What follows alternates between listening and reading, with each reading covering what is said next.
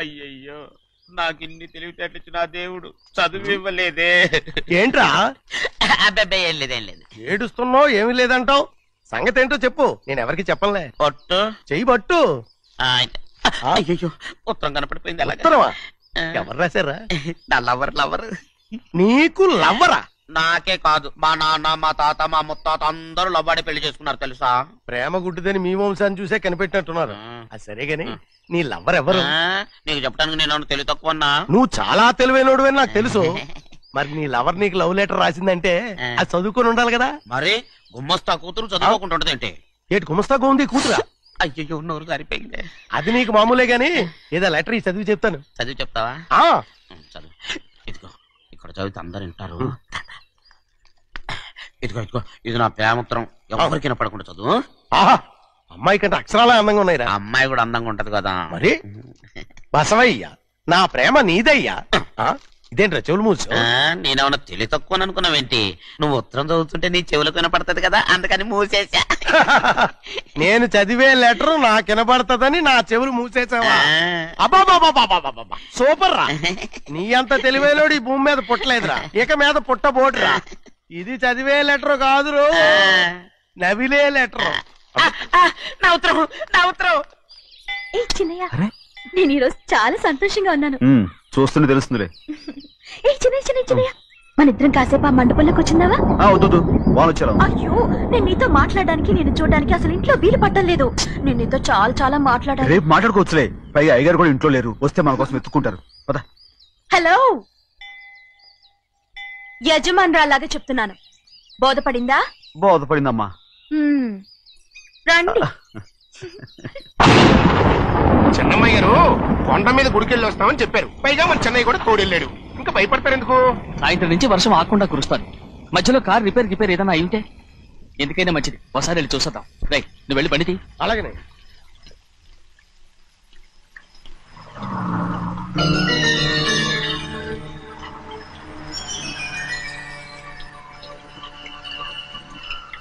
చూడండి, ఆ కారు మందే అనుకుంటానండి. అవునయ్యా, ఆ బండి 289. నేను అప్పుడే చెప్పాగా బండి రిపేర్ ఏదన్నా అయి ఉంటుందని. రైట్, పక్కన ఆపరా. చాలా పొద్దుపోయింది, ఇంటికి పోవా?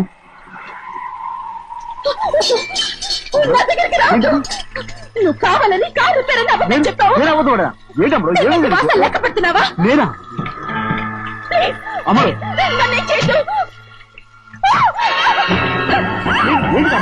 పిచ్చిపట్టిందా? నీకే మొన్న పిచ్చిపట్టింది. నా ప్రాణం పోయినా నీకు లోగదు. ఏంటప్పుడు నువ్వు చేసే పని? ఏంటి అమ్ముడు?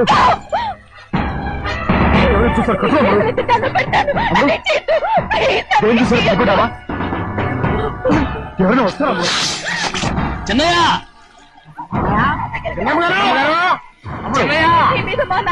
నమ్మకం పెట్టుకున్నాను కదా. రామ్,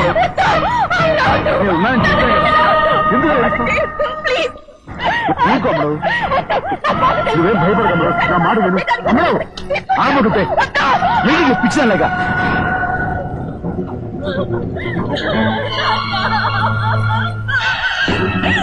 ఏంటమ్మా ఇది?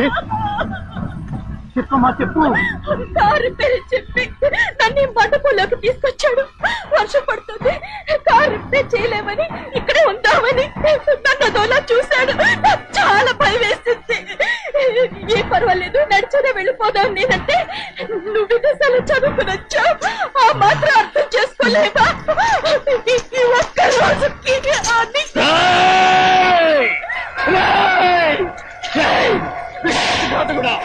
ఎంత పని చేశావు? నేను నా పిల్లలా చూసుకున్నాను. అలాంటిది నా కూతురు వంటి మీద చేస్తావా? నువ్వు మనిషివి కాదురా, నువ్వు మనిషివి కాదు, రాక్షసుడివి.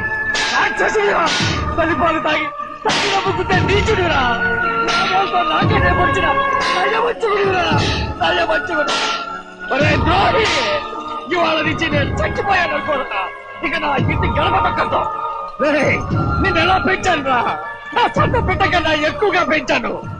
ఆ ఒకే ఒక్క కారణంగా నిన్ను ప్రాణాలతో వదులుతున్నాను. నీ వాహనాలు చూపించుకో. ఇదే ఇంకోడైతే నువ్వు చేసిన తప్పుకి నరికేసి ఉండేవాడు.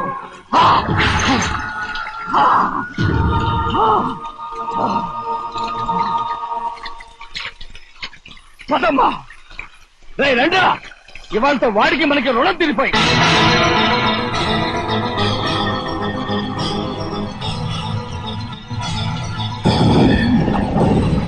చిన్నబ్బాయి వద్దు చిన్నబ్బాయి వెళ్ళొద్దు నా మాట విను 2 కుటుంబాలు కలవబోతున్నాయి వద్దు చిన్నబ్బాయి చిన్న వెళ్ళొచ్చు చిన్న నా మాట విని చిన్న వెళ్ళొచ్చు చిన్న వెళ్ళొచ్చు చిన్న వెళ్ళొచ్చు చిన్న ఆగో ఎక్కడికి వెళ్తున్నావు? ఒక నౌకరేదవా నా అక్క కూతురు ఒంటి మీద చెయ్యేశాడని తెలుసు కూడా నన్ను నోరు మూసుకుని కూర్చోమంటావా?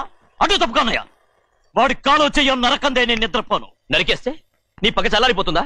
అందుకని పరువు పైన పర్వాలేదని చేతులు ముట్టు కూర్చోమంటావా? పొర్రుందిరా నీకు? వాడిని చంపేసి జైలుకెళ్ళి కూర్చుంటావా? పర్వాలేదు, జరిగింది విని గాజులు తొడుక్కుని కూర్చోవడం కంటే అదే మేలు. ఊళ్ళో నలుగురు చేత మొహం మీద ఉమ్మయించుకోవడం కంటే జైలుకెళ్ళడమే మేలు. తప్పుకో. వద్దు బాబు, నేను చెప్పేది కొంచెం విను. మా నాన్న చిన్నయ్య నెత్తి మీద పెట్టుకుని ఊరేగాడు. ఇప్పుడు ఆయనే నిజం తెలుసుకుని బయటకు గెంటేశాడు. ఆ శిక్ష వాడికి చాలు. కానీ మీ చెల్లెలు పరువు పోయిందే, దానికి కారణమైన వాడిని నేను ఊరికే వదిలేయాలా? నువ్వు వాడిని నరికేస్తే జరిగింది మాసిపోతుందా? పోదు, కానీ కోపం కొంచెమైనా తగ్గుతుంది కదా. 2 రోజులు ప్రశాంతంగా ఉంటే అన్ని కోపాలు పోతాయి. అవును, నువ్వు కూడా 15 సంవత్సరాలుగా ప్రశాంతంగానే ఉన్నావు. కానీ మీ నాన్నకి నీ మీద కోపం పోనేలేదే. అలాగే నేను కూడా. తప్పుకోవద్దు.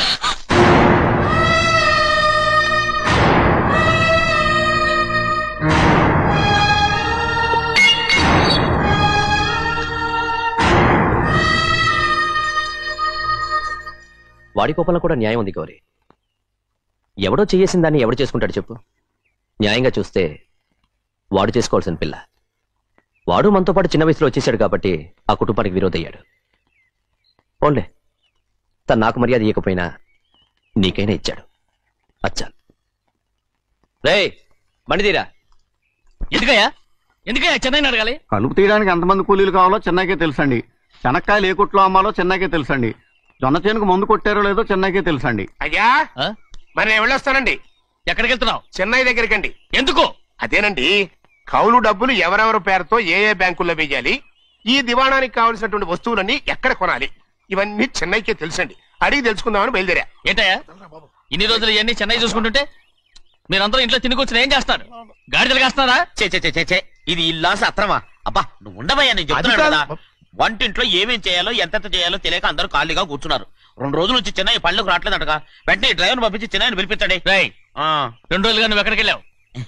సముద్రం ఎలా ఉంటుందో చూద్దామని వైజాగ్ వెళ్ళానండి. వెళ్ళా సముద్రంలో గోవిందయ్య అయ్యా ఈ లెక్క చూసి పంపించి. నీకు లెక్క చూసి కదా డబ్బులు ఇవ్వాలి. మరి ముందే అయ్యా అయ్యా అంటూ ముష్టోళ్ళగా చేయి చెప్తావిట్రా. నువ్వు ఎప్పుడు వచ్చావు, నీకు ఎంత ఇవ్వాలి చెప్పు. గుమ్మస్తా మీరా నేనండి. మీకు లెక్కలు తెలియకపోతే వెళ్ళి చెన్నై గారిని అడగండి. ఏంట్రా డబ్బా ఇస్తున్నావా? నన్ను ఉద్యోగం అనేది వెళ్ళిపోమన్నారు కదా. అంటే ఏడుస్తావిట్రా? ఎక్కడికి వెళ్ళాలో ఎలా బతకాలో తెలియక ఏడుస్తుంటా. సరే ఏడో ఒక. ఇప్పుడు మా ఇల్లు చూసుకోవడానికి ఎవరు లేరురా. నా కూతురు కూడా ఇక్కడే పని చేస్తుంది. మరి నువ్వు మా ఇల్లు జాగ్రత్తగా చూసుకుంటావా? అలాగేనండి. ఈ ఉద్యోగం పర్మనెంట్ కదండి? అది నీ నరకం మీద ఆధారపడి ఉంటుంది. అంతే కదా. తప్పకండి. ఎలా ఉంది? నరాలు తగినట్టు నడుస్తున్నా. బాలేదా? ఇంకోటి నడుస్తాను. ఎలా? నువ్వు పర్మనెంట్ గా టెంపరవరీయే. అమ్మా, చిన్నయ్యని ఇంట్లోంచి బయటికి పంపించినంత మాత్రాన నీ ఆత్మ శాంతించదని నాకు తెలుసమ్మా. త్వరలోనే అక్కయ్యని నాన్నని కలిపి మన 2 కుటుంబాలని ఒకటి చేస్తాను. వెనక ముందు చూసుకోకుండా గొడ్డను బాదినట్టు బాధేశారు. కూతురు ఏం చెప్తే అది నమ్మేటమేనా? అసలు ఏం జరిగింది, ఎలా జరిగిందని ఒక్క మాట అయినా అడిగాడు ఆ పెద్ద మనిషి. మరి నువ్వైనా చెప్పలేకపోయావేంటి?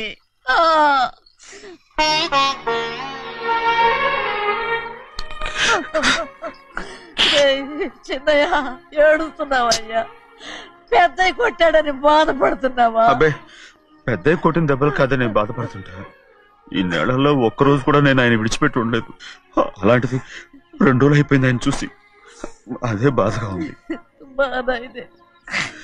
చిన్నయ్య చూడు, ఎవ్వరికి కనపడకుండా పెద్దయ్య గారిని చూసిరారా, అప్పుడు నీ మనసు స్థిమిత పడుతుంది. లేదే, ఆయన తప్ప ఆయన తెలుసుకుని నాకు కబురు చేసేంత వరకు నేను ఆయన మొహం చూడను. ఆ దొంగ ముఖంది నీ మీద మనసు పడ్డట్టు నాటకం ఆడింది అనుకో, అది నీ యజమాని కూతురని తెలుసు కదా, నువ్వెందుకు మనసు పడ్డా?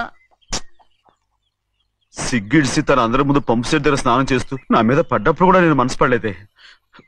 కానీ ఒకరోజు అయ్యో ఏంటి తమ్ముడు మధ్యగానే పోయిందేంటి? పుస్తకాలన్నీ తగలబెడతావు, పైగా చదువుకో డిగ్రీ కాగితాలు కూడా మంటలు పడేస్తావేంటి? ఏమైంది నీకు? ఇదిగో మర్యాదగా మంటలవి. అవి నేను చదివి సంపాదించుకున్న డిగ్రీలు. వాటిని మంటల్లో వేస్తాను, చెప్పేస్తాను, నా ఇష్టం. అది అడిగే హక్కు నీకు లేదు. అవి మంటల్లో వేయకపోతే ప్రాణానికి ప్రాణంగా చూసుకుంటున్నావే మా నాన్న, ఆయన మీద ఒట్టు ఇల్లు ఇలా పడి చేస్తాను.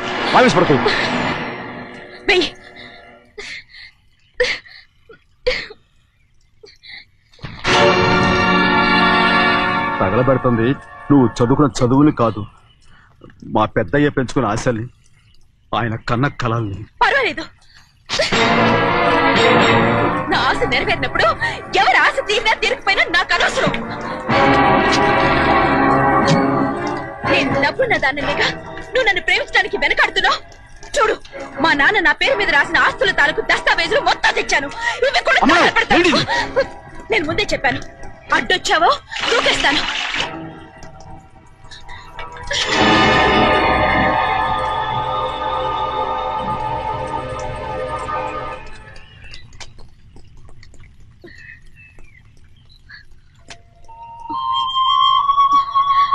చూడు, ఇప్పుడు నేను ఒట్టి ప్రభావతిని. నాకు చదువు లేదు, డబ్బు లేదు. ఇప్పుడు నేను ఒప్పుకుంటావా? మరి చిన్నపిల్ల మాడతావేంటి? ఎన్ని చెప్పినా సరే నువ్వు మా పెద్ద కూతురువి, అలాంటిది నేను పెళ్లి చేసుకోవడం ఏంటి? మరి అర్థమైన మాడతావు.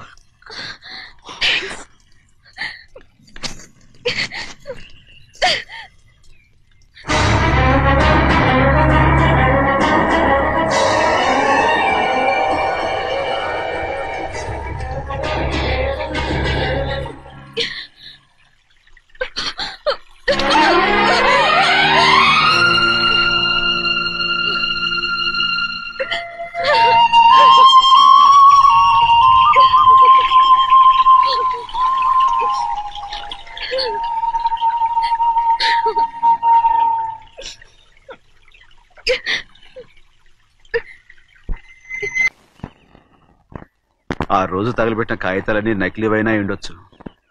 తనకు తెలుసుగా నేను చదువురాని మొద్దునని. ఆ పాపిష్టిది ఎంత నాటకం ఆడింది, నీ మీద ఎంత పగబోనింది. అసలు నువ్వు చేసిన తప్పేమిట్రా?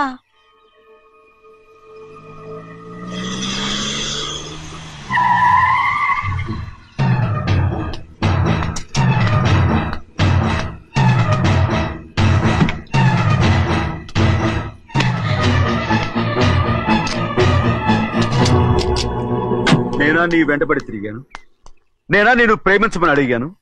నేనా నేను పెళ్లి చేసుకోమని అడిగాను? ఆ రోజు గుడికి రమ్మంది ఎవరు? వద్దన్న మండపానికి తీసుకెళ్ళింది ఎవరు? చేసినంత నువ్వు చేసి నేనేదో చేసినావే. నేను నిజంగా పాప పోనీలే ఆడదాని వారు ఊరుకుంటున్నాను అనుకున్నావేమో. పొరపాటు. నన్ను ఎంతగానో నమ్మిన మా అయ్యగారు నన్ను అనుమానించి తప్పు పట్టారే, దానికి ఆ రోజు నా నోరు మూసుకుపోయింది. కానీ ఈ రోజు మాత్రం నేను ఊరుకునేది లేదు.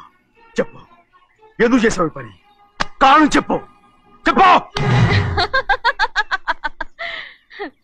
ఒకే ఒక్క కారణం, నిన్ను మా ఇంట్లోంచి వెళ్ళగొట్టాలి. ఎంతో ఇష్టంగా చూసుకునే మా నాన్న నిన్ను అసహించుకోవాలి. మా అక్క కుటుంబం 15 సంవత్సరాల నుంచి మా నాన్నకు దూరంగా ఉండటానికి కారణం నువ్వు. అంతేకాదు, మా అమ్మ మాకు లేకుండా పోవడానికి కారణం కూడా నువ్వే. అలాంటి నీకు మా ఇంట్లో రాజ మర్యాద, అందరి మీద అధికారం. కన్న కూతురైన నాకంటే మా నాన్నకి నీ మీద ఎక్కువ ప్రేమ. అందుకే నిన్ను ఇలా మోసం చేశాను, నమ్మించాను. అర్థమైందా? Good bye.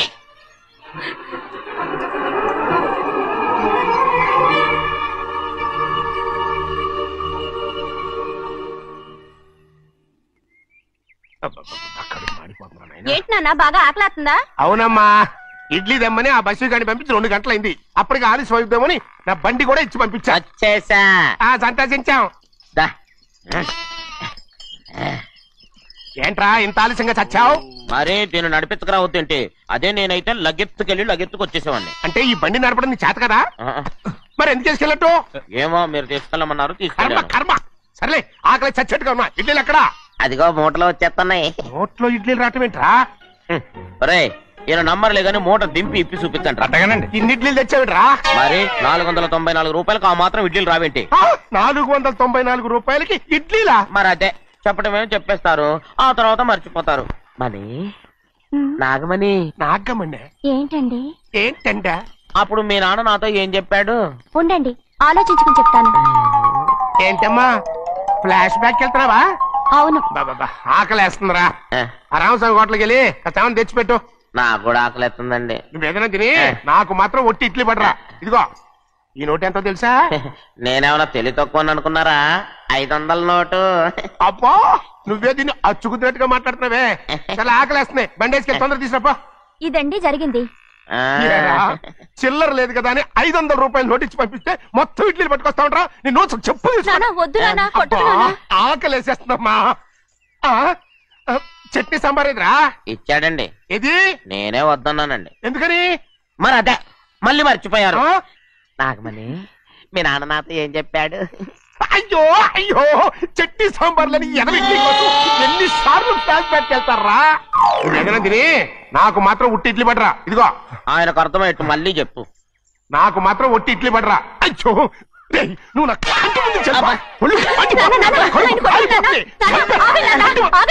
ఆయనతో పాటు నేను బయటకు వెళ్ళిపోతాను.